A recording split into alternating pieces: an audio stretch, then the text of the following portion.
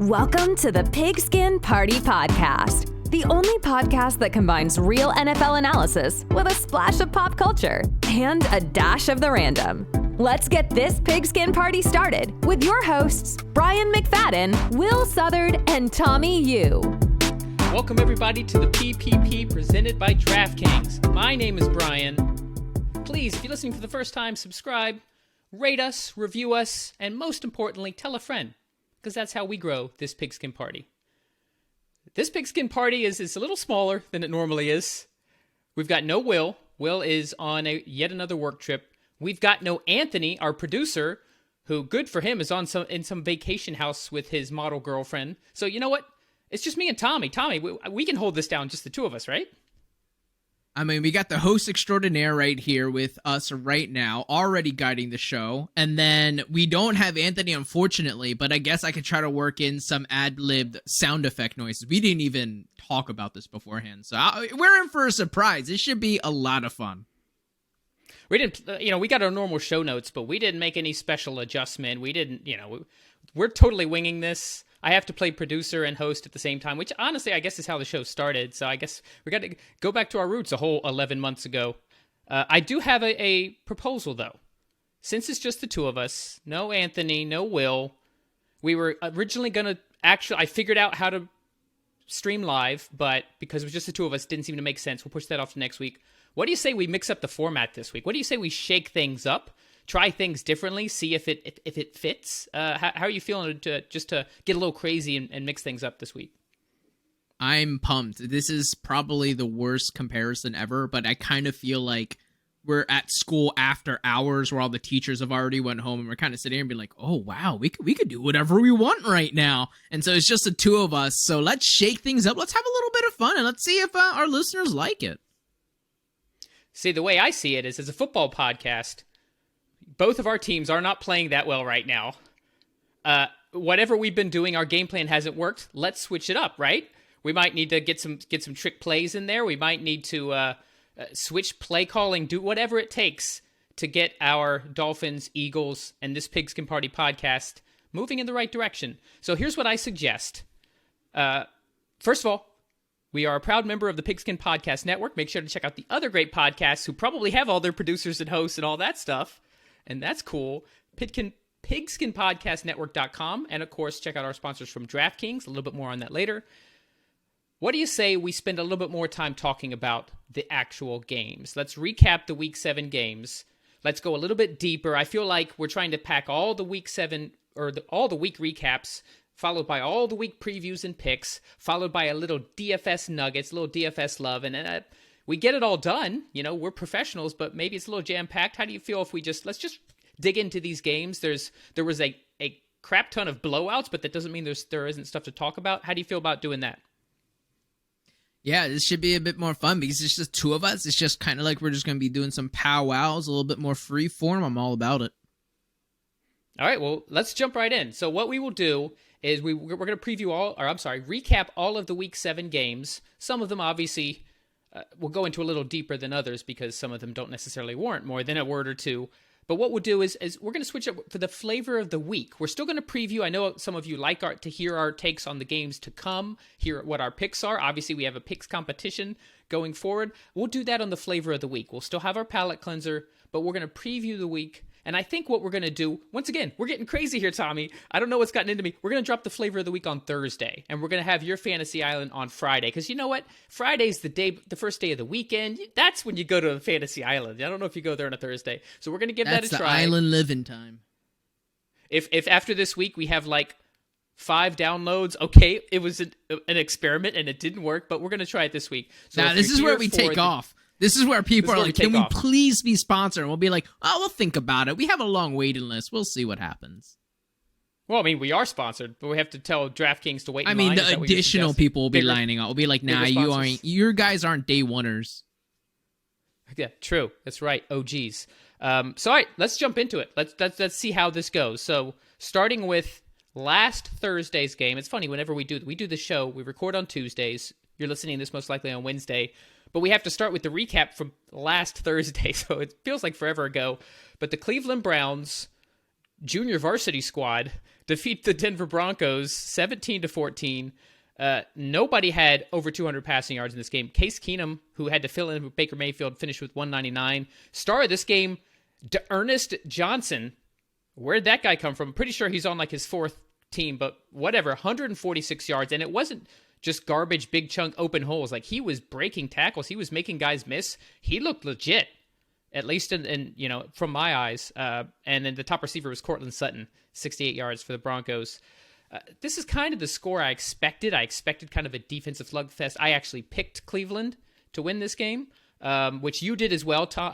Will actually picked the Broncos, so we'll make sure to slam him while he's not on. What a fool! Not a lot to take out of this game. I mean, like I said, we're looking at the B and C squad from the Browns. But anything high level that stands out here? I guess some of the things right off the top of my head when I think of, kind of taking that time machine and going all the way back and thinking about last Thursday and kind of putting myself in that mindset was we have had unbelievable primetime games up to this season. So I'm not saying this game was a complete dud, but there's also a couple of Cleveland/Broncos games where everyone is hurt and we're kind of forced to watch them because it's the only game on. But with that being said, Ernest Johnson, we don't have to talk too much about him because that's kind of what I felt like all of America fell in love with him, and they're like, holy smokes, not only do they have Nick Chubb, who a lot of people are saying is arguably the best running back in the league outside of King Henry, of course, then they have, obviously, Mr. Hunt, and he's unbelievable. I think he would be a starter in like 90% of teams right now because that's how unbelievably good he is. And then now Ernest Johnson comes up. So you got to feel for like Baltimore, who's like throwing out Devontae Freeman and be like, please do something. And then you have the Browns who are being like, oh, and like Latavius Murray and Latavius Murray. Yeah. And then, Cleveland sitting here and be like, oh, any running back can get 150 yards, huh? But it's not just the fact that it was a run scheme. It was Ernest Johnson doing so much by himself, and the way that he was getting those yards are unbelievable. But I think a lot of the things I kind of want to talk about, unfortunately, doesn't have to stem exactly from this game, Brian. I want to ask you something. It's kind of been something that's kind of been discussed a little bit, unless you're a Cleveland fan, then I'm sure this is a question that everyone talks about, but Baker Mayfield approaching that big contract year. Everyone's getting extensions. There are talks out of camp saying, oh, wait, we're waiting for Lamar to do his contract first, and then Baker will get his, blah, blah, blah, blah, blah. Say what you will about Baker Mayfield, but it looks like he has at least been somewhat of an anchor to that rotating room of quarterbacks in Cleveland. So do you think he's going to get that big contract that everyone is kind of saying? I know a lot of people say, no, he's not worth it. That would be a mistake. But if you're Cleveland and you're Baker Mayfield, how do you kind of see that playing out? Well, there's two ways to answer this. One, right off the bat, they have to pay him. I mean, what it takes to get a franchise quarterback, you and I, as fans of teams who are not quite 100% sold on our current quote-unquote franchise quarterbacks, we understand how important that is. Does he deserve to make the mid-40s like what these other quarterbacks have been getting paid recently? No, I don't think so, especially this season. He looked better last year. He's had accuracy issues. Part of that is he's been playing with a apparently fully torn labrum in his non-throwing shoulder. But still, it's affected his accuracy. This offense clearly runs through the run game.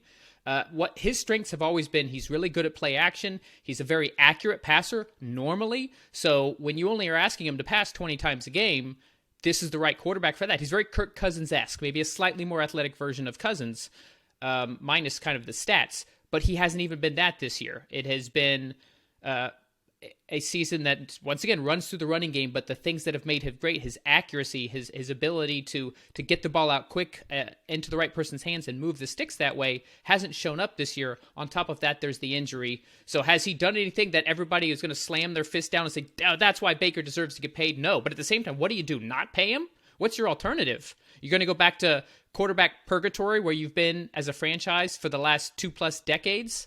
This is kind of the catch-22 where there's only so many. I mean, we put him in the top, at bare minimum, you put Baker in the top 15. You just have to. So if you've got a top 15 quarterback conservatively, and he's had seasons where he could kind of be sniffing the top 10, top 15 conservatively, if you have a chance to keep that guy on your roster, you keep him on your roster, especially as talented as the rest of this team is. When they're healthy, they've got a ton of stars in defense. Obviously, they've got the best running back tandem in the NFL. They've got some great weapons to throw the ball to and a really, really good, one of the best offensive lines in the NFL. How do you not pay him? It's unfortunate. Like, the guy doesn't necessarily deserve it, but Cleveland has no choice but to pay the guy. Yeah, I feel like there's a lot of kind of different wrinkles. I won't go any long-winded because I completely agree from your standpoint, 100%. I wish I could kind of be like the devil's advocate just to kind of be like, well, what about this? But I don't want to be a fake persona. But another thing that you kind of have to give Baker for, he's kind of the perfect quarterback for what Cleveland needed during this whole, turnaround. I know Stefanski's been instrumental in what they're be able to put together, but I mean, just the personality that Baker has, the persona, I guess, what he has, and of course, we could talk. He's about great in commercials. Commercials he is. That's what I was just gonna say. Like he's kind of like, say, whether you like it or not, he's the face of Cleveland because he has that attitude that you need. It's very hard to be. Of course, LeBron James was able to do it. I'm not trying to put him up there with that kind of name, but for a football program that has not been very good for a very long time, bringing this guy in first pick overall and then kind of doing what he did his rookie year and then trying to slowly be the quarterback that they need him to be.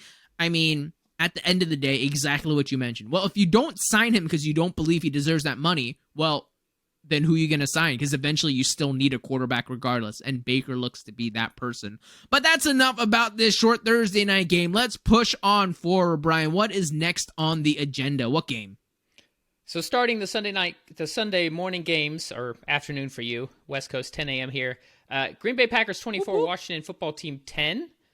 This is a game that I actually caught a fair amount of this, and it was closer than it looks like.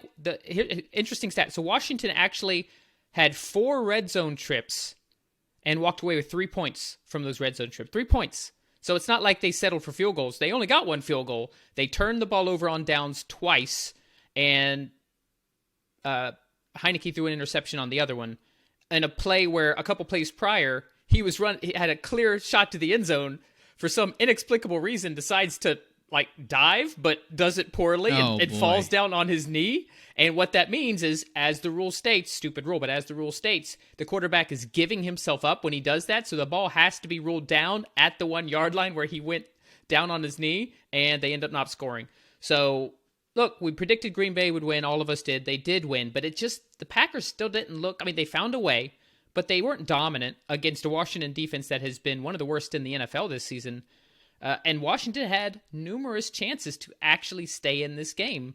And from a high level, my takeaway here is Washington, man, this is just a season. I don't see it getting any better because even when they're in games, they're not in games. And secondly, I'm a little worried about Green Bay. And we're about to find out on Thursday night when they play Arizona just how iffy of a team they are. But for a team that's 6-1, I definitely have my concerns.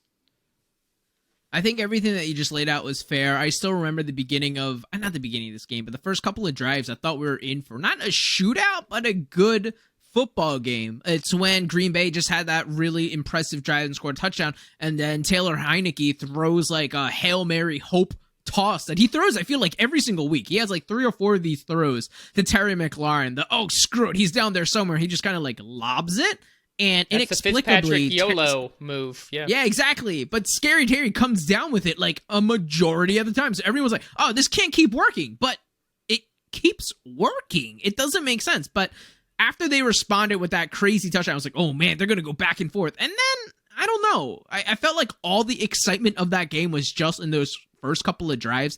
Afterwards, like you said, yeah, Green Bay won. It wasn't as convincing as we would like. Of course, it's fair to have concerns over Green Bay and in how they should have handled them, and I don't want to toot my own horn or take any victory outs because that's very, premature, only being into 6-7 weeks into the season. But I definitely predicted Washington to not be very good, but definitely did not expect their defense to be this poor. I did not think they were going to be as good as they were last year, which is easy to state because of how dominant they were. I thought they were going to regress, but I by no means can sit here and toot my horn like, oh, I knew they're going to be this bad, because they are just terrible. It makes no sense. They have what people say is a dominant line. They have a good enough secondary. I'm not saying elite or anything like that, but decent enough to thrive after the pass rush in front of you can do their thing. But talent-wise, they do. They're not playing right, but the talent is there. The secondary was solid last year. Inexplicably, just terrible. So with the NFC East being as ugly as it is, it does not really matter because there's only essentially going to be one playoff team coming out of this division like I predicted, and it will be the Dallas Cowboys. So a lot of people are saying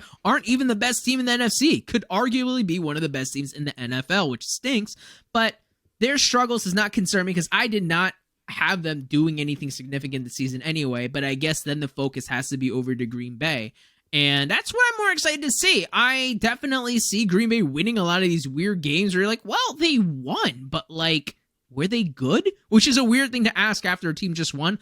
But this Thursday night, it should be really interesting because not only, as everyone I'm sure knows, if you guys don't know, Devontae Adams, one of the greatest wide receivers in the league right now, was put on the COVID list. And everyone thought, for DFS plays and for fantasy football, people are going crazy for Lazard. Well, I actually just found out that he was also put on the COVID list. I'm like, oh, God, I guess contact. Randall Cobb is going to eat. Yeah, close contact. And so fire up your Tunyons, fire up your Cobb, fire up your, whoever you MVS, want. This is exactly MVS. This is exactly going to be, if they win, if the Packers somehow win, it will be because of Aaron Rodgers. And I have yet to doubt Aaron Rodgers, so when we eventually get to do our picks and stuff, this is a game where I'm in a weird... I shouldn't be. I should not be struggling to pick which team I want to pick, but this game gives me a little bit of pause, even with all the concerns I've been seeing out of Green Bay.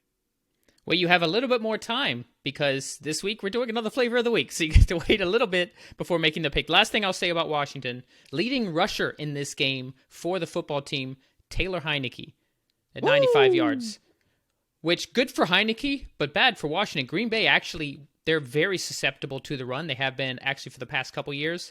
If you've got Antonio Gibson, J.D. McKissick, and you can't run the ball against Green Bay, that's what I mean. Like, aside from McLaurin, there is no bright spot for this Washington football team right now. Tennessee Titans, the surprise of the week, 27-3 against the Kansas City Chiefs.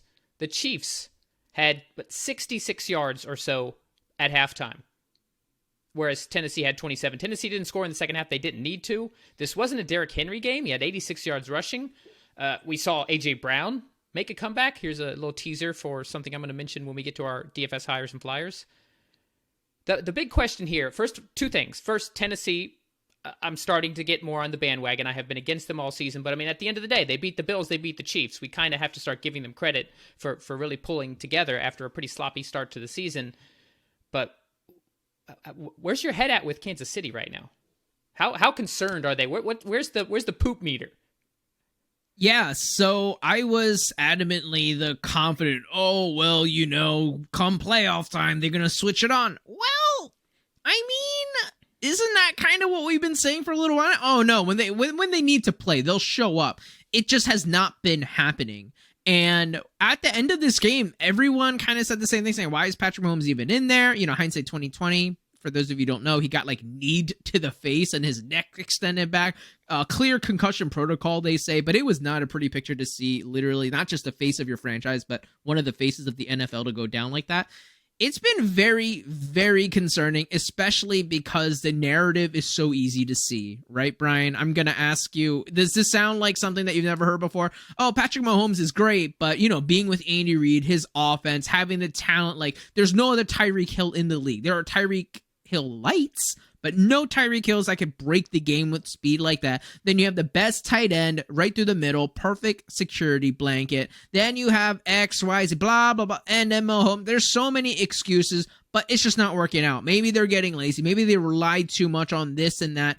It's just really weird to see. One thing I do want to add with Kansas City, it's kind of has to do, is it that Super Bowl slump, or is it, and I don't want to get, too crazy because this isn't super football related, but it's something I should bring up on air because, living in Kansas City, I try to stay connected a little bit more to the Kansas City news. One thing that people mention saying, oh, Andy Reid doesn't seem the same ever since the whole Britt Reid accident. I'm not going to, go too deep into that. There was a drunk driving thing, got into a car crash and put a very, very small child in a very bad vegetative state, blah, blah, blah.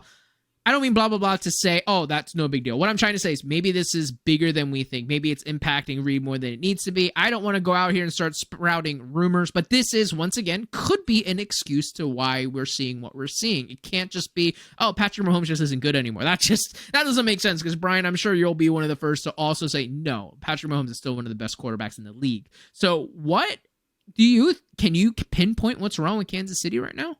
Besides, obviously, the historically bad defense. I mean, I haven't even talked about that. I know that has to play a part, and that's the easy thing to take, but even last year, it took Spagnuolo's defense to the second half of the year to get good. So my question isn't necessarily, please tell me more about how their defense is bad. Everyone already knows that. But what's wrong with the offense? I feel like that's something people are having a little bit more trouble trying to put together. Well, the Andy Reid theory is interesting. I'll say that. But Andy Reid doesn't cause Mahomes to fumble the ball. Andy Reid doesn't cause Tyreek Hill to drop passes. Andy Reid doesn't cause Mahomes to try his normal style of hero ball, only this time it's a little bit with more of an air of desperation, and he's making ill decisions that result in turnovers. And that's the biggest key. It's turnovers. They continue to turn the ball over. I believe Mahomes has 9 interceptions now, which is more interceptions he's had either of the last 2 entire seasons. He's previously sported a touchdown-to-interception ratio of 5-1, and he already has 9 interceptions, and it's only been 7 games. So I think it's a combination of a few things, and kudos to Will. I'll give him a little bit of props here for really putting a highlight on this triangle, this 3-player just power that they have between Hill, Kelsey, and Mahomes, and that Kelsey's actually a little bit beat up. You can tell that he's not quite at 100%. Hill, for whatever reason, hasn't been breaking as many of those long kind of bombs that KC has kind of relied on in the past. He's actually had a few drop issues. He's dropped at least 2 balls that have actually popped off his hands and resulted in interceptions. And then Mahomes, maybe because their defense is even worse than they normally are, and he just has this feeling like he's just taking even more chances, which normally he's capable of doing. And some of those are some of the plays that were like, wow, Mahomes, he's superhuman. How did he just make that throw? Only this time, the throws, maybe they're bouncing in a different direction into opponent's hands, or he's just completely making an ill-advised throw and it's resulting in a turnover. I think that's the big thing. It's not the talent level. I still think physically Mahomes is the best quarterback in the NFL. I don't know that the play calling is all that different. It looks fairly similar to what we've seen from Kansas City the past few seasons. I think it's just a matter of sometimes the ball doesn't go their way like it has in the past. He had, I listened to, the PFF NFL podcast and try to get as much data and analytics as I can. And they said that actually Mahomes' turnover-worthy throws are down this season versus last season. In other words, he actually had more plays that should have resulted in a turnover. Doesn't always mean it does. Somebody drops an interception, the fumble gets recovered by the offense, but turnover-worthy plays, he actually had more of those last year on pace than he does this year. It's just the ones he's doing this year are resulting in actual turnovers. So part of the other side of the coin is, well, that should kind of regress to the mean. I think they've only recovered like 33% of their fumbles, which league-wide is usually over 50% that the offense will recover their own fumbles, so that should revert back. You should see less of these bounced passes going right into defenders' hands. So long-term, I'm not quite panicking on KC yet, but simple numbers game, they've got a long road ahead of them. They are already lost their first tiebreaker to the Chargers. They're sitting at 3-4 in last place in the AFC West. But both the Raiders and the Chargers are at 5-2, so they've got some work cut out for them. Forget the number 1 seed. I mean, they would need a lot to fall in their favor. So am I panicking? No. I think they'll rebound and make the playoffs, but they're going to have to struggle more than they have in the past. One last thing I just want to add before we move on is, of course, I did want to shine an extra light to Tennessee. I understand that Chiefs play the Tennessee. I have sometimes a take, or I obviously focus on the team I'm a fan of, which is the Eagles and the Chiefs. But one thing I definitely want to add is I think the reason that Tennessee is doing so well is they force you to play their brand of football. I know this is something I mentioned with the Raiders that they do very well, but Tennessee does it even better. And they made Buffalo play the way that they want to play. They made the Chiefs play the way that they want to play. It's one thing to say, oh, make them play out of brand, or here, let's make them play catch up. Oh, let's make them do this and that. But it just, no matter what game plan you go into, playing against the Tennessee Titans, it does not matter, because at the end of the day, when it's all said and done, it's 11 versus 11, your guys versus our guys. And Vrabel is so, and I don't mean stubborn in a negative way, but he's so set in his way saying, this is our game plan. No matter how the script goes, we will not deviate away from it. And even at times where I sat there trying to be smart, saying, nah, that's a dumb play. You shouldn't do that. I mean, look, it's working. So why am I saying anything at all? So I feel like Titans deserve huge praise. I know you said you're slowly getting on the bandwagon. As soon as they beat the Chiefs, the way that they beat the Chiefs, I understand the Chiefs were kind of struggling, but everyone knew, okay, the Chiefs are going to bounce back this game. Means a lot to them, so they'll be back. Nope. Tennessee did not let that even happen. Like I said, they already beat the Bills. Now they did the Chiefs. What else do you want? Do they have to completely win their entire division? Do they have to beat the Cardinals? Do they have to? I think they've done enough for me to now sit here and say, dang, not only are they a threat to be a playoff contender, I mean, that's what they were last year, but maybe they'll go even deeper than they did last year, which was, I don't know. They're knocking on the doors of the Super Bowl. They had a pass rush. Harold Landry looked great. They really pressured Mahomes a lot. If they can do this, which is something that Tennessee's been lacking for years, they're really banged up, very, very injured in the secondary. But if they can get a pass rush, and if they can make it so that you're going to get hurt no matter what you do, this wasn't a Derrick Henry game, but A.J. Brown went off, this is going to be a tough team to stop. All right, I'm going to call an audible since we're free. We're ad-libbing here, and I'm loving it. It's great, but I feel like we're closing in on half an hour, and we've covered 3 games. So here's what we're going to do going forward. I'll announce the score of the game. I'm going to turn it over to you. Give me some insight, one from each team, and then I'll do the same, and then we'll keep it rolling and see how that goes. Because once again, we tried to mix it up to make this episode a little bit more efficient, and we can talk a little more, but if we end up being an hour and a half, it kind of defeats the purpose. So let's go to Atlanta Falcons kicking a last-second field goal to beat the Miami Dolphins 30-28. Matt Ryan has actually looked really good for multiple weeks now. Kyle Pitts coming out party. I'll turn it over to you. Give me some your insights from both the Miami side and the Atlanta side here. I love this. Let's call this headlines. The headlines I have for both of these teams after this game. For Atlanta, like you just said, Kyle Pitts has arrived.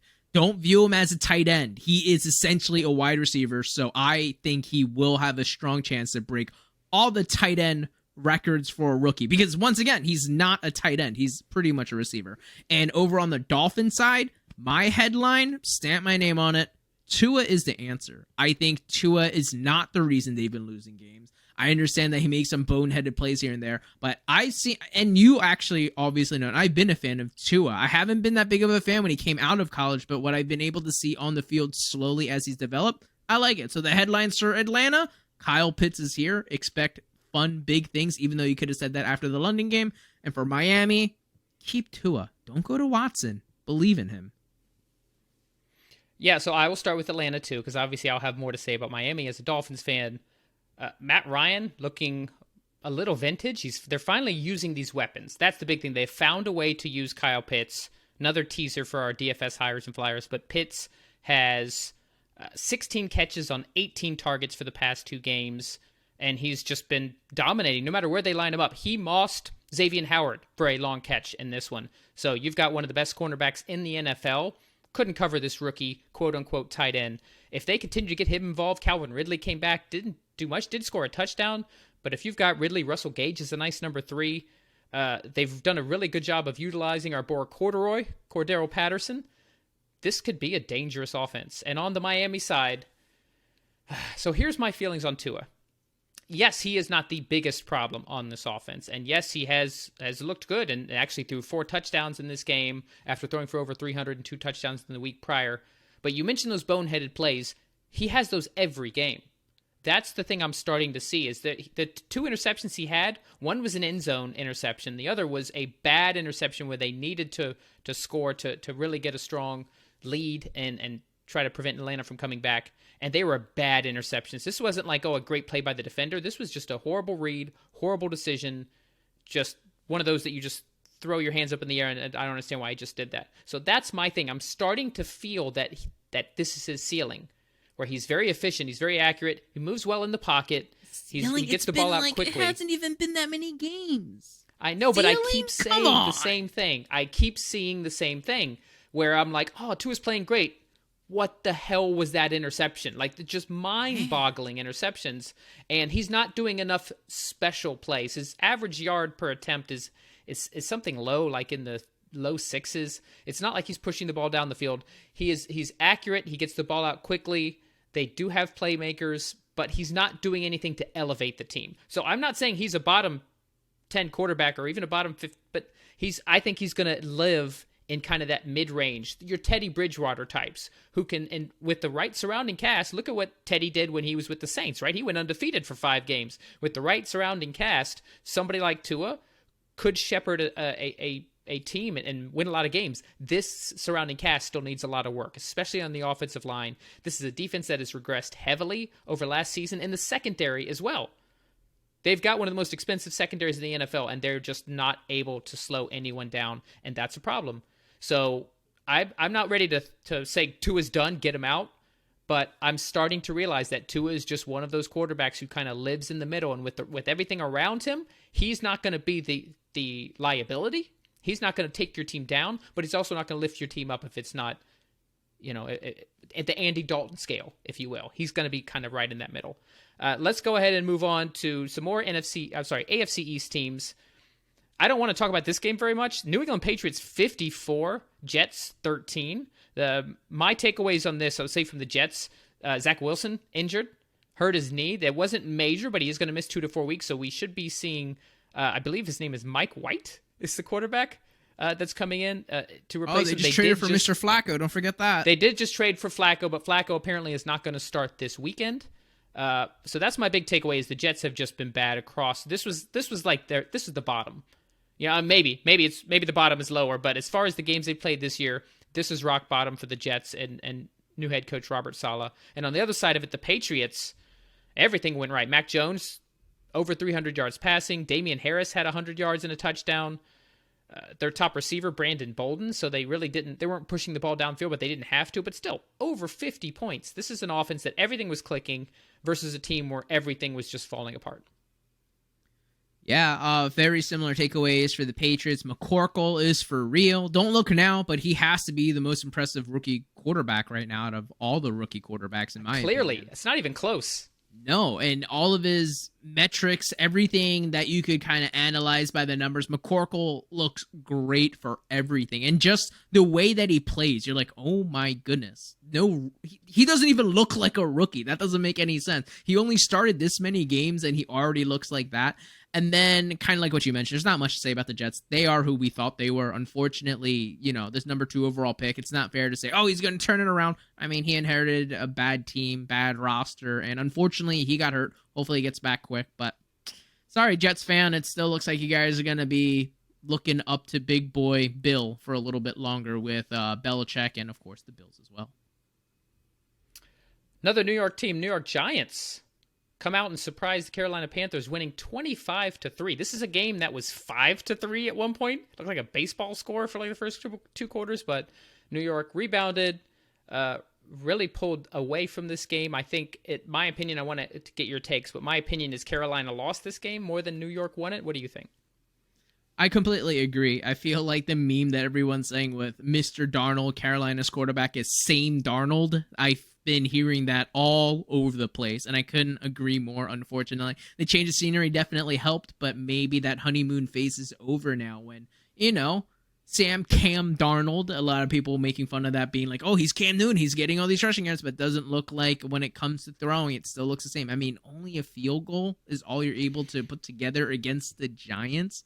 And then, Danny Dudd is still Danny Dudd. It might be a win, it might be a surprise, but it's not like, I'd be lying if I sat here and being like, oh yeah, Giants won 25-3 against the Panthers. And I'd be like, oh, are you impressed, Tommy? No, but good for them. I still feel like they are exactly who we thought they were. And yeah, this game wasn't that crazy. Like you said, it was really odd being 5-3, but the perfect way to put it is if you don't like that, you don't like NFC East football. I know the Panthers obviously aren't in the NFC East, but all NFC East games are just really ugly to watch.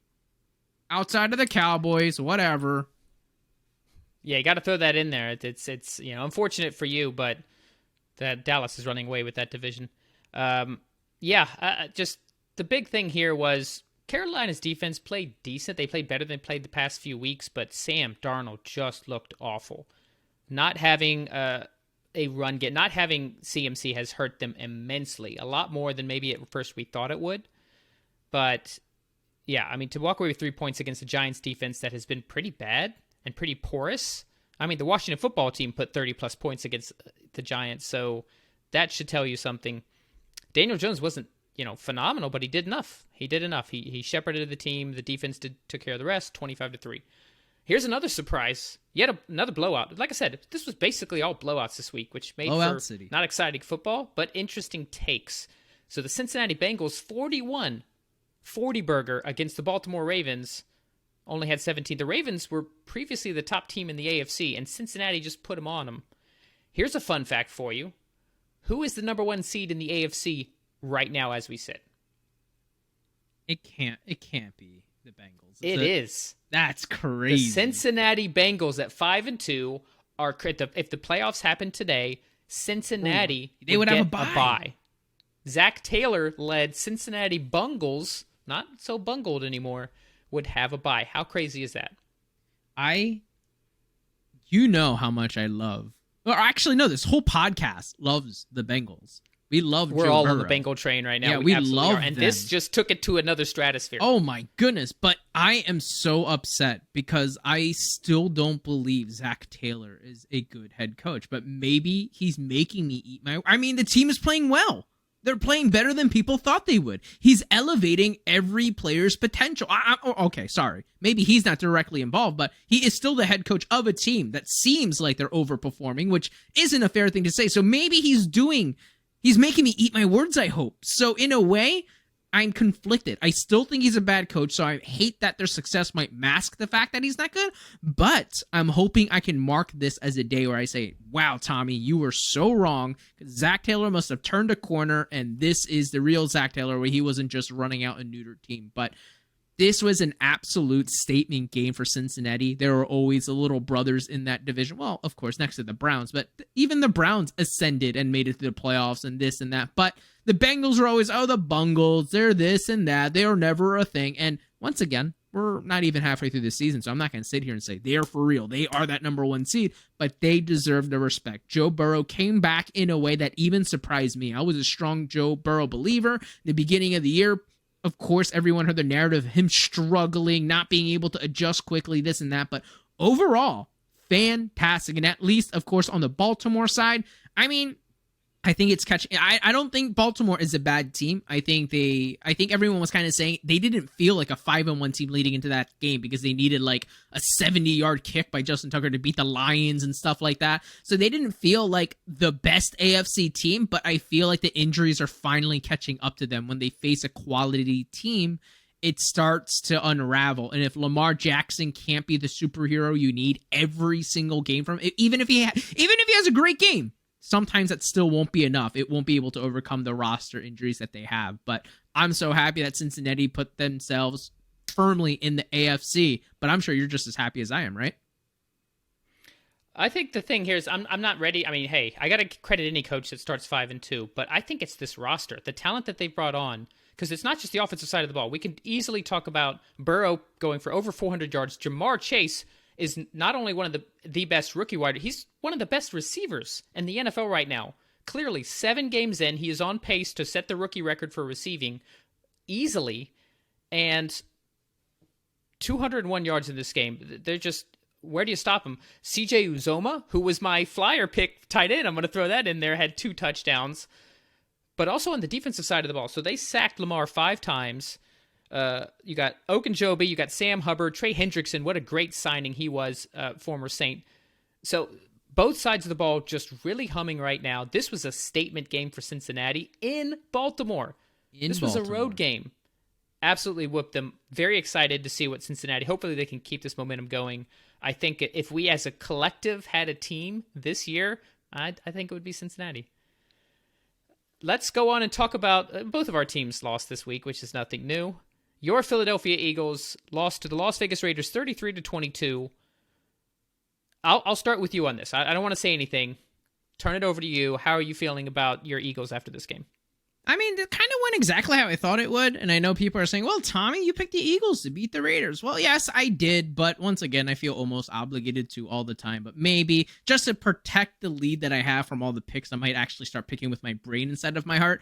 But if you were to honestly ask me saying, do you really think the Eagles beat the Raiders? I would probably say no. I mean, the Raiders are just better top to bottom, have a better quarterback, better defense, better off, just better everything. And so the final score didn't surprise me per se, but what did surprise me is the lack of, I guess surprise isn't even bad because we should expect it as Eagles fans.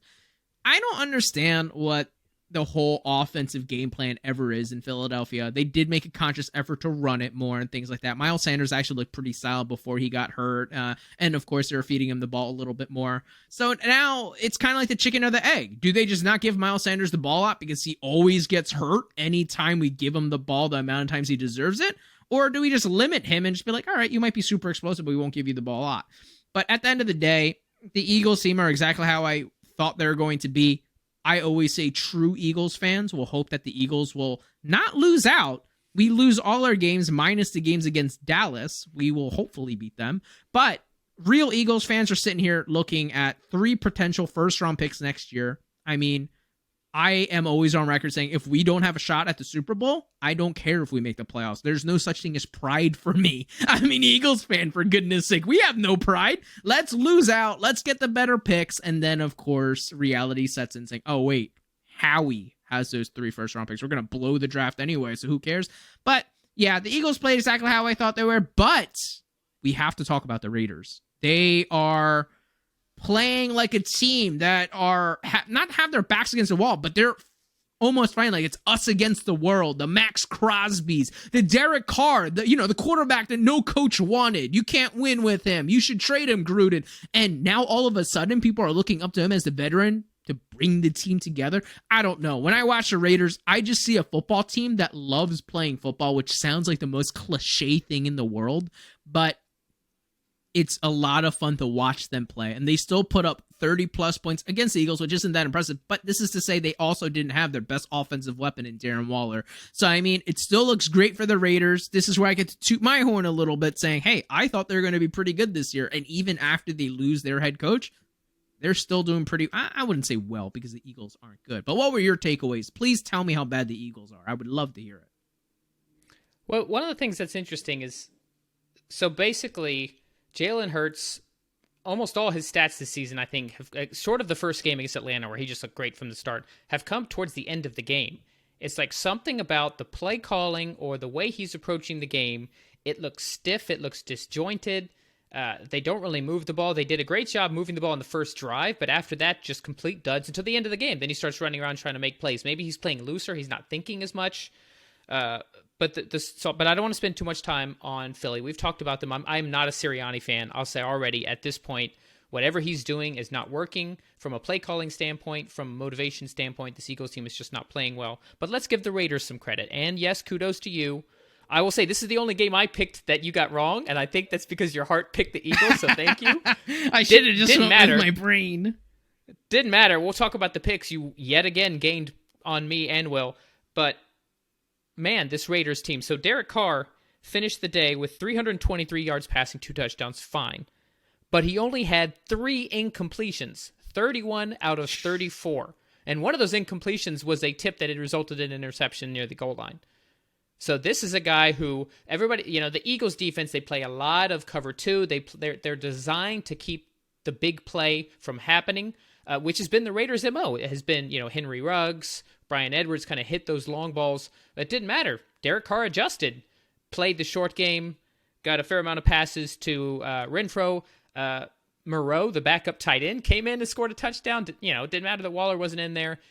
He looked efficient. He looked strong. He looked confident. This Raiders offense looked fantastic. So, hey, first place. They technically have a half-game lead on the Chargers because the Chargers had a bye. So, 2 divisions, Cincinnati Bengals and the Las Vegas Raiders, are leading the AFC North and the AFC West. Who would have predicted that in the preseason? Literally only if we no had a one. time machine to go to Vegas saying, we know who will lead the division by week 8.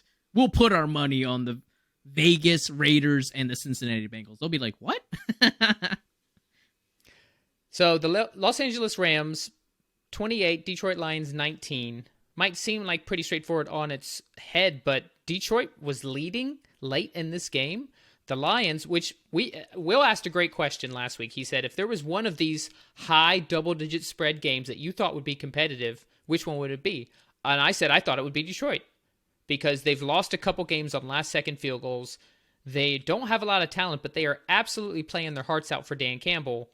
And Jared Goff, with all that happened to him, getting basically just discarded, like, here, take some draft picks to take this guy to Detroit from LA. This just seemed like a game where I still picked the Rams to win, but it kind of played out that way where Detroit played tough. The Rams took some punches. Ultimately, Stafford went over 300 yards. Cooper Kupp is still an absolute machine. I think I read somewhere he's on pace for the most fantasy points by a wide receiver ever through 7 weeks. Insane. So while the game was still a 9-point victory for the Rams and ended the way we thought, and this is what happens when good teams just find ways to win these games. Once again, moral victory. Hats off to the Lions. Anthony, I don't know if you'll listen to this. You know, you're obviously having a nice little vacation, but your win will come, my friend. This Lions team will not finish 0-17. Those are my takes. Any takes on this game from you? Kind of like what you mentioned, how last year the Pittsburgh Steelers, people were memeing, oh, this is the worst 11-0 team ever. And it kind of shows that we were right in thinking that way. And this year people are saying, wow, this is the best 0-7 team ever. But like, unfortunately, I will be the bad guy here. Who cares? It doesn't matter. Like, it's great cares, that they're still Anthony good. Cares. But it's no, to me, I'm thinking if I'm a Detroit fan, I don't want the pity. Oh, good for you, sport. You tried your best. Next year, you're going to be so... No, don't give me that. Unfortunately, a loss is a loss. It doesn't matter if you want to, obviously, in the regular season, you can't go to like triple overtime. But if it was like college football rules, like how Penn State lost in 9 overtime, like if you lose in the 9th over, it doesn't matter. An L is an L. You don't get any special recognition at the end of the year when it comes to this and that. So unfortunately, the Lions aren't able to put together, but at least the good thing is they're staying competitive. I feel like the way that Detroit was playing football was absolutely all the fake punts, all of the going for it. They said, we understand we're up against a better team, but we're going to play them with our guts out. And that's the kind of Mike Campbell football I was expecting to see. And once again, I'll play a little bit of the bad guy here. I understand he's emotional with the losses. He's a first-time head coach, so he wears his emotion. That's fine. But, like, come on, man. Like, you can't say other coaches aren't upset when they lose. So when I see him put all this theatrics after the game, yes, as a fan, I'm like, oh, that's awesome. A head coach that cares. But, like, every head coach, I think, cares because they don't want to get fired. But at the end of the day, Detroit, they're still fun to watch. Like, I'd rather watch the Lions than watch the Eagles right now, and that's saying something. But at the end of the day, unfortunately, I'm not going to be, patronizing Detroit fans saying, oh, good job. But hey, once again, the Rams are the Rams. They found a way, and McVay is showing that with Stafford, they're unlocking that offense again. Arizona Cardinals 31, Houston Texans 5. First of all, very strange to end with a 5. That's Kyler Murray got sacked in the end zone for a safety, and then the only other offensive points was field goal. This is a game that was also close for a while before Arizona pulled away. Not a lot to take out. I don't really want to spend too much time on this game.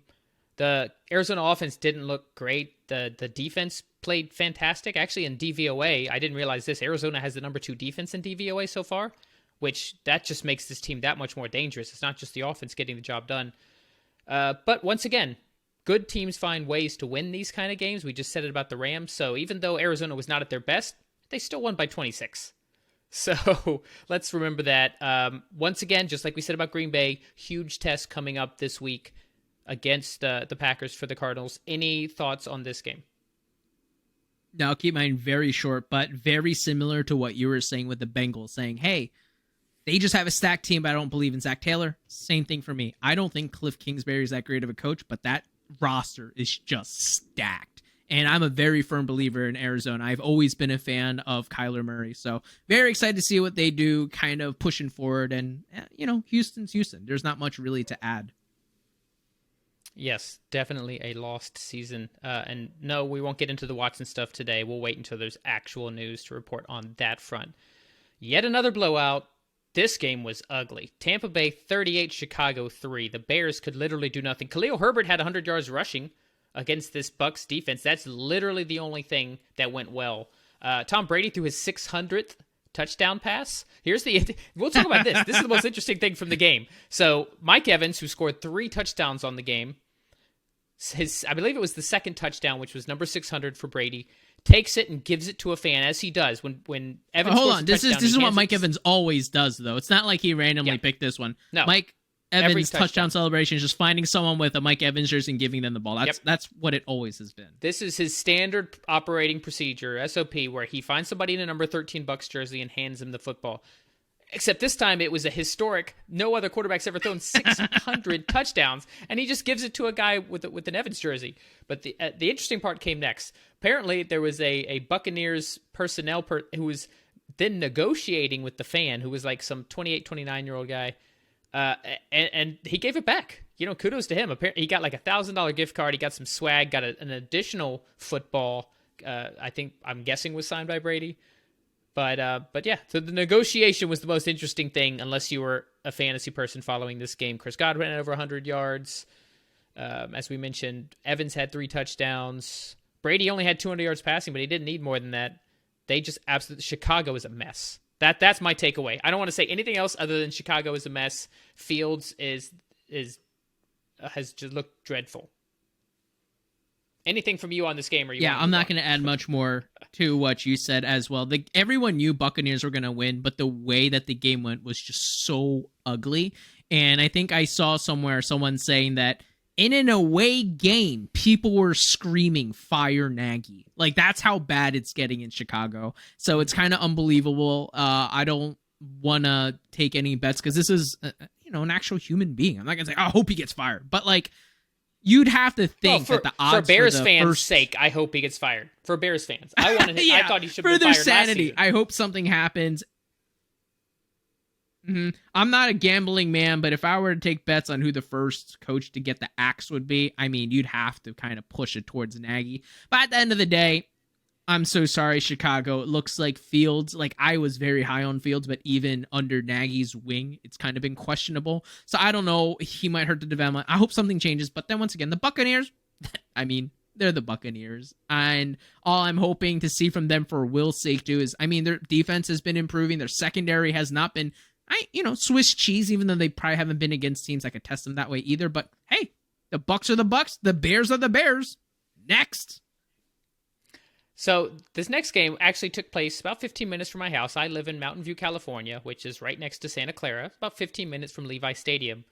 So I was in the middle of this, what did they call it? The atmospheric river, I don't know. It was a lot of rain. I don't know why they just say it was a lot of rain and wind.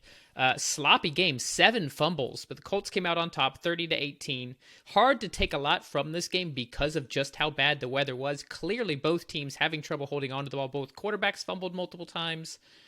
Elijah Mitchell had over 100 yards. Michael Pittman made some nice plays. Wentz has he's starting to look pretty good. He hasn't thrown an interception since week 2, and that was his only interception all season. He actually had one in this game that they later ruled was actually a fumble. So a little technicality there. Not a lot, like I said, not a lot to glean from this game because the weather was just so bad, but Indy keeps rolling in their attempt to stay competitive in the AFC South, and the Niners dropped to 2-4 at the bottom of the NFC West. You hit the nail on the head. As an Eagles fan, I'm hoping Carson Wentz continues to play well and continues to stay healthy, because that's how the Eagles secure their first-round pick from them for that acquisition or from them acquiring Carson Wentz.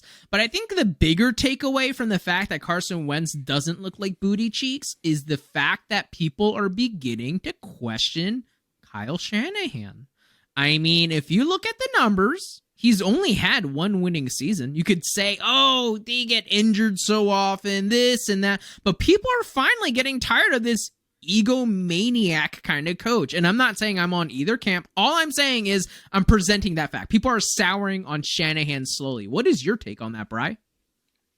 Well, the big bonus of Kyle Shanahan is his play calling ability. And it was on display in the first drive. San Francisco went right down the field. They were using bootleg. They were getting Jimmy G out in space. They were getting the ball in their playmakers' hands like Deebo Samuel. They went right down the field and scored. They had great running plays called. And all of a sudden, they just stopped doing that. The announcers said something in particular about how the Colts linebackers are very aggressive, that they play a very attacking style of defense under their defensive coordinator Eberflus, and so Shanahan was using that to his advantage and making them over pursue and leaving wide open running lanes and wide open wide receivers, and then he just went away from it. So it's like, well, and you didn't make the proper adjustments. I didn't like the play calling late in the game. It looked a little vanilla. So that's my question. Is always been, he's always had the ego. But, dude, if you can call up great plays, who cares? And I'm a little bit there's cracks in his play calling. We'll have to see. Once again, I don't want to put too much emphasis because of the weather. But, yeah, all is not well in San Francisco. Last game of the week was a snooze fest, quite frankly. The Saints actually ended up winning over the Seattle Seahawks 13-10. This was in Seattle. It was close. I picked Seattle to win this game, and it almost came to be. But I guess Pete Carroll just wants to slam Alex Collins into the line of scrimmage. It was basically run, get 3 yards, and then pass on 3rd and 7, and Geno was just holding the ball too long and just waiting for something to happen. Nobody was getting open, and he just wasn't making plays. Run, 3rd and 6, run, 3rd and 9. It was just awful. They had their only touchdown was a beautiful deep ball to DK Metcalf where he goes 84 yards. Where the hell was that the rest of the game? Like, clearly he's capable. At least try. You have to try. That's the thing. You are completely correct. And this game was one of the worst games of football I watched. I was sitting here because besides fantasy implications, I don't really care for the Saints, nor do I care for the Seahawks. So at halftime, I was like, why am I even watching this? Like, I should just go, play the ukulele, go text Brian, see what he's up to, or just go to sleep. Like that's all better use of my time. But my biggest takeaways were the fact that even Pete Carroll after the game, and this isn't what he said verbatim, is Russell Wilson is very good, and he's been good for a very long time. I don't know if I would have been coaching for as long as I have for the Seahawks if it weren't for Russell Wilson, kind of thing. So him pretty much admitting that Russell Wilson is the key to their success. And then if you look over at the other side of the ball, the New Orleans Saints should literally just change their name to the New Orleans Camaras, because without Alvin Kamara being like 99% of that offense, that poor guy, that guy must be so sore and still sitting in an ice bath since yesterday because how much they've been abusing that guy to try to churn out yardages. It was just an ugly game overall. Unfortunately, 30 touches for Kamara. 30 touches. Like I said, it was ugly. We were being spoiled with all of the different primetime games we're getting, so I guess the universe is trying to calibrate, saying, all right, let's give you some terrible games now, but there's not much to really take away besides the fact that, hey, Kamara is very good, and the Seahawks very much need Russell Wilson. So let's go ahead. We're not going to do our previews this week on this episode. We'll do it on the Flavor of the Week. And you, Tommy, are going to stand in for Will for our DFS Highers and Flyers presented by Draftkings. You have never done this segment before. Woo-hoo! Are you ready? Are you feeling it? I will fully admit this. You and our good boy Willie are super good at DFS, way better than I am. So I hope Will hears back. He probably won't even listen to this episode. But if he does, I hope he's proud and I do him justice with some of the Highers and Flyers that I have, even though I'm not very good. I know he's listening because he's waiting to make his picks after we make ours. So he thinks we're doing it on this episode. So he's listening. He's going to be disappointed. You'll have to listen to the Flavor of the Week if you want to know our picks before you make yours, Willie boy. Before we continue, NFL fans hungry for a big win this week? DraftKings Sportsbook, an official sports betting partner of the NFL, has you covered. New customers can bet just $5 on any NFL team to win their game, and if they do, you win $200 in free bets. Winner, winner, chicken dinner. It's that simple. Bet on the favorites. Bet on your favorite team. Doesn't matter. Any NFL team, all they have to do is bet. All they have to do is win with your $5 bet, and you get $200 in free bets. If Sportsbook isn't available in your state yet, DraftKings won't leave you empty-handed. Everyone can play for huge cash prizes all season long with DraftKings Daily Fantasy Sports Contests. DraftKings is giving all new customers a free shot at millions of dollars in total prizes with their first deposit.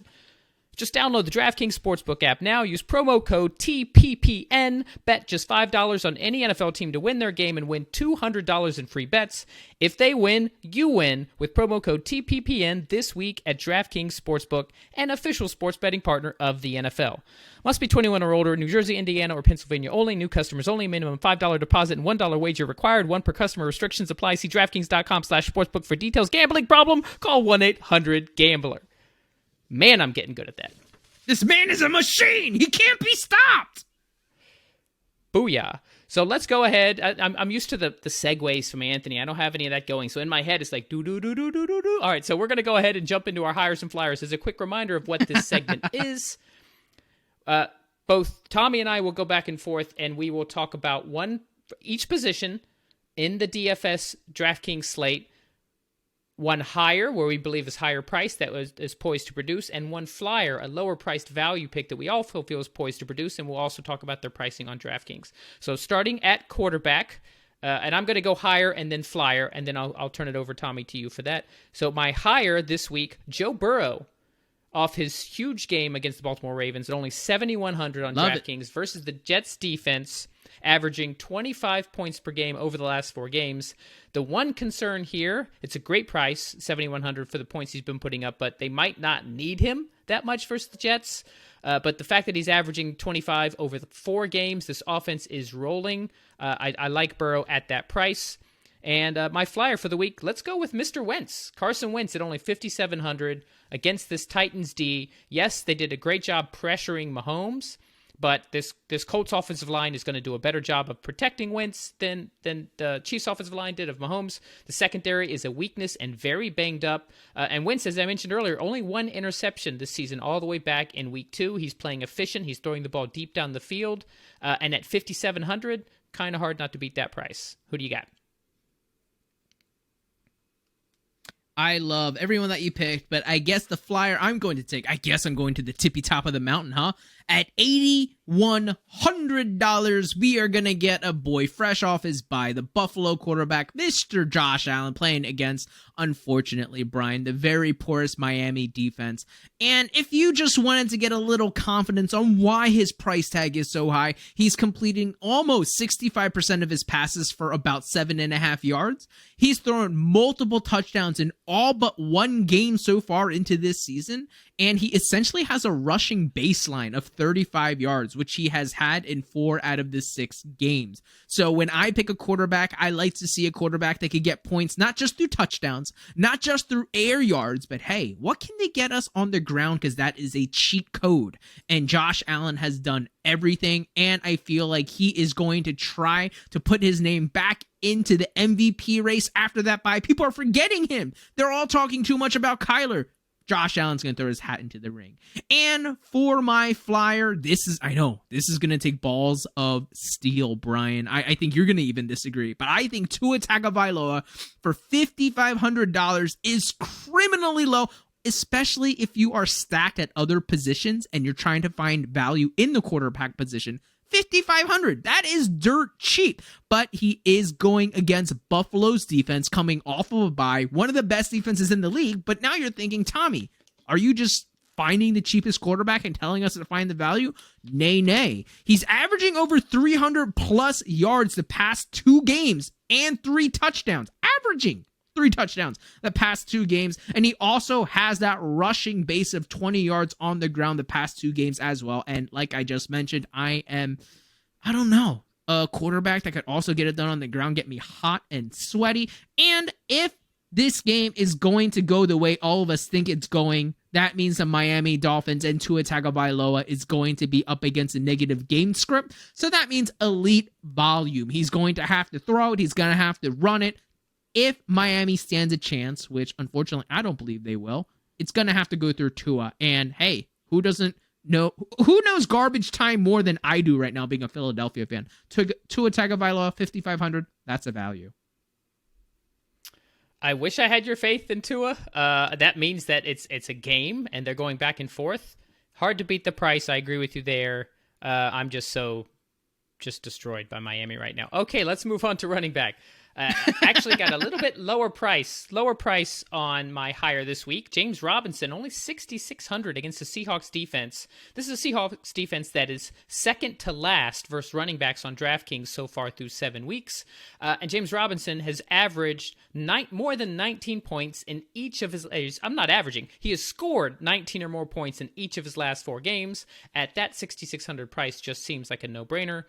You're getting 3x just right off the bat with that 19 points. And then we talked earlier about Khalil Herbert, who just got 100 yards rushing against the Bucs defense, which is one of the best defenses against the run, at such a low price still against the 49ers defense that just got gouged by Jonathan Taylor. Khalil Herbert has averaged 20 points since becoming the starter. Countering the 49ers pass rush is their strength on defense. So being able to, if Chicago wants a chance to control the ball, Herbert has been their one bright spot. I like him for 5,400 there. What about you? Who you liking at running back this week? I think if I have to spend the big bucks, if I have the luxury, I'm going to spend $6,500. I was going to say pounds for some reason. I don't know why. I guess I'm British all of a sudden. But $6,500 for Daryl Henderson, the running back for the good old Rams. Are going to be going up against Houston, which I'm sure puts a lot of smile to people's faces. But over the last 2 weeks, Henderson has been the clear bell cow with over an 85% snap share of that backfield and with an average of 18 carries per game. He also has 100% of the running back targets, so that means whenever Stafford wants to dump it off, it has all been to Daryl Henderson, which is 9 in that same span. And of course, the Rams are over 2 touchdown favorites against our good old Texans, who also ranks 27th in yards per attempt allowed. So for me, when I look at this game script, I smile. That's the easiest money spent so far. But hey, maybe you're strapped for cash. Maybe you need to find value in that second running back spot all of a sudden. Hey, this might be a little bit of Eagle homerism on my end, but why not Kenneth Gainwell for $5,000 against Detroit, who has been playing well? Miles Sanders is hurt. He was actually carted off the field, which is unfortunate to see. But at the same time, the Eagles are so terrible, in my opinion. This is where my bias will come in, that I still feel like that they're going to be up against some type of negative game script against Detroit. Yes, I know they're terrible. They're winless, but even the Eagles will struggle. So that means they're going to have a pass catching back, which is Kenneth Gainwell for Philadelphia. And it doesn't hurt that Kenneth Gainwell also had a 51% snap share last game, while Boston Scott only had 33. So at the end of the day, I'm not saying that the Eagles are going to win or lose. You're going to have to stay tuned for the flavor of the week when we make our predictions. But I think Kenneth Gainwell for $5,000, easy money. Let's go over to wide receiver A.J. Brown, who really has come on. He's healthy. He's back. He's got 9 targets and averaging 23 or more points each of the last 2 games. Still only 6,900. I think this is a case of the price hasn't quite caught back up to his production yet, so get him now before his price goes up. Going against the Colts defense, Devontae Smith, my flyer. A little Eagles love for Tommy there. Only 5,500 against a Lions defense that has been very susceptible to the pass. He's been averaging over 7 targets a game all season and hasn't scored since week 1, so he's due. I think this is a game where if there was ever a chance to exploit Devontae Smith, 5,500 against this Lions secondary, this would be it. Who you got at wide receiver? Maybe it's because I picked Tua, you picked Devontae Smith, but no, we had no influence on what we picked. But the wide receiver for my hire, I guess I'm going for the tippy top again. Stephon Diggs for 8,100 against that Miami game. I guess I'm very interested in how this game is going to play out. But this game has the highest implied team total this week coming off of a bye. And it's also cool that Stephon Diggs owns over 26% of the target share, which has been steadily rising weeks heading into their bye. So it looks like Josh Allen's waking up. They're reestablishing that chemistry that they had last year. And Josh Allen, like I mentioned, he's looking to put together an MVP season to say, hey, stop all this talk about Mahomes. Stop all this talk about Murray, blah, blah, blah. I am the best quarterback. I am the face. I am the all PP pod quarterback. for goodness sake, put some respect on my name. And in order to get that MVP season, he's going to need to have help from Diggs. And I feel like this is where he's going to deliver on that draft capital outside of DFS. I know a lot of fantasy owners as well have been a little disappointed with Diggs. But don't worry, the 8,100 price tag is high, but he will deliver.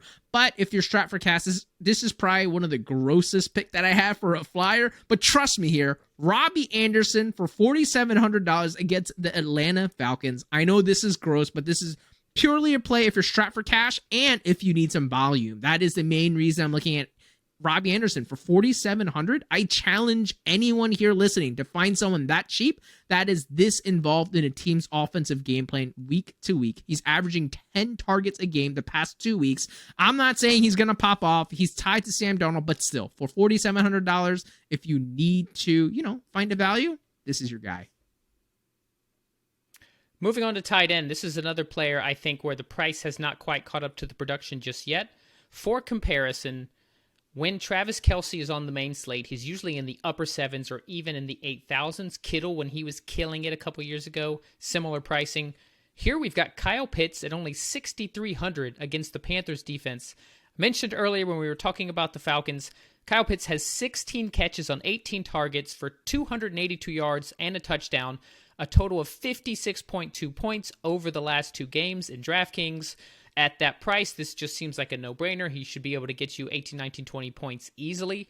And if you're going to punt tight end, now, to be clear, I really like Pitts as a play this week, so I'm probably going to put him in most of my lineups. But if for some reason I decide I can't quite fit that 6,300 price, I'm going to go down to 3,800 for Ricky Seals-Jones against the Broncos defense. Ever since Logan Thomas went on injured reserve, he's been averaging over 7 targets per game and 13 points per game over those last 3 games. This is a guy who's getting the volume, who's getting the opportunities, and at only 3,800, doesn't need to do much to pay off. What about you, Tommy? I love those picks. For my higher, I'm going to go with your boy, Mike Gesicki from Miami against Buffalo. Man, I feel like all my picks have to revolve around this game. But like I said before, if I like Tua as another flyer, that means I have to tie it to Mike Gesicki. If my prediction of him panning out comes true by him and Tua Tagovailoa, that means it's because of Mike Gesicki. He is essentially having the breakout. He's having the breakout I thought TJ Hawkinson would this year. He's doing everything. He shows athleticism. He has the production. He just needs a little bit more volume. He only has 19% target share of that offense over the past 3 weeks, which has been rising. But the great point in Mike Gesicki is the snaps that he is taking are all high value snaps. He's only had 18 snaps in the line out of the 310 he's played. So that means he's always lining up wide, running routes, and has a good chance of seeing that ball. Now, for a flyer, I really actually like Jared Cook. He might actually be the tight end that I create a DFS lineup for. Only $3,400 against the New England Patriots. He is outrageously cheap. So if you're trying to find value, man, I feel like I need to start in like a bargain bin segment or something because I love all these bargains. He's ranked 3rd on the team in targets, and this is a team that has Austin Eckler, Keenan Allen, Mike Williams. They have all these pass catchers, and he still is ranked 3rd. And the tight end position is pretty tricky, so that accentuates the value. A lot of the time, you have to pay up for these studs, or you just take a random flyer. And I much rather take a random flyer because, hey, who knows? If Jared Cook catches 1 touchdown, he's already massively returning the value. And at $3,400, I honestly think that's the cheapest person that we've talked about so far. And I think that's who I'm going to go for.